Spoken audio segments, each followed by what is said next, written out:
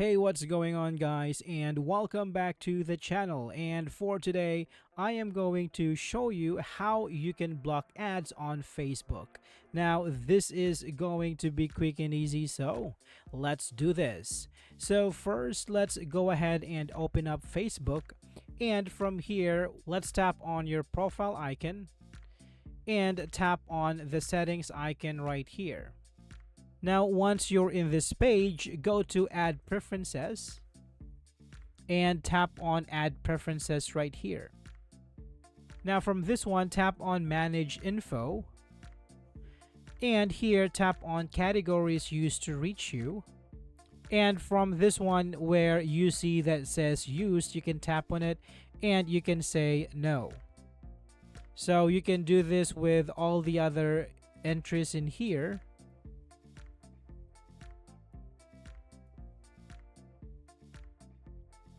Now, after this one, tap on View and Manage under Categories Associated with You and remove all these things from your profile and simply tap Remove on these list to remove them in your ads. So you can do this until all these list is empty, and that is how you can block ads in Facebook. Alright, so that's it for this video, guys. I hope this is helpful for you. Thank you so much for watching, and I will see you on the next one.